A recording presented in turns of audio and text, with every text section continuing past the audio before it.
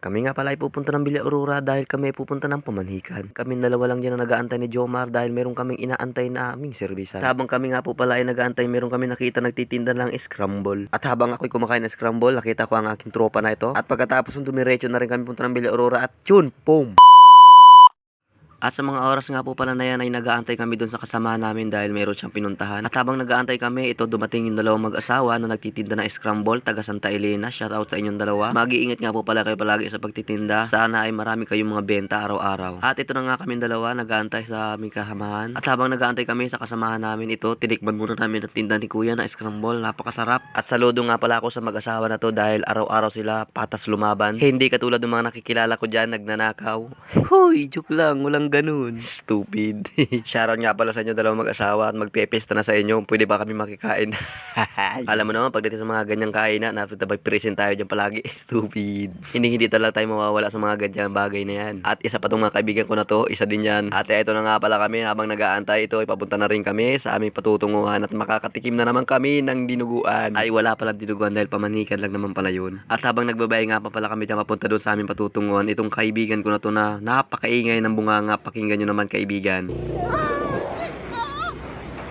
O, diba? Narinig nyo naman ang kalukuhan at sinabayan pa naman ang ating kademonyuhan. O, diba? Kung gaano kami kademonyo pag kami magkasamang dalawa. Stupid.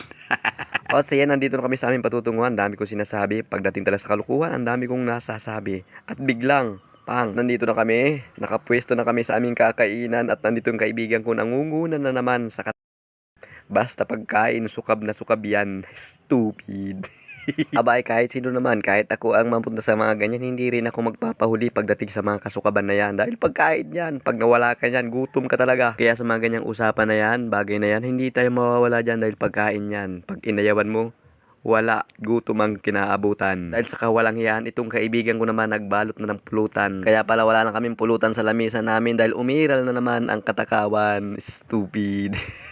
Nang dahil sa katakawan mo, may pauki-uki ka pa dyan. Kami, nagtitiis na kami sa kagutuman. Binalot ba naman? Ang tawag nga pala sa teknik na yan ay Sharon. Balutin mo ako sa lim ng iyong... Huy!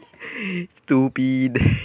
At nandito na nga, marami na kami, magkakasama na kami yan dahil nagharap-harap na kami ng magkakaibigan. Dito na kami nagtagpo sa venue na to. Sabi, sobrang dami na talaga nila. Dahil yung iba nauna nang dumating sa amin dahil kami yung pinakang huli. Hindi pala huli dahil may mga nahuli pa pala na dumating sa amin. Lasing na lang yung iba wala pa. Bago nga pala matapos ang video na to, congratulations nga pala sa aming kaibigan si Balo. Stupid.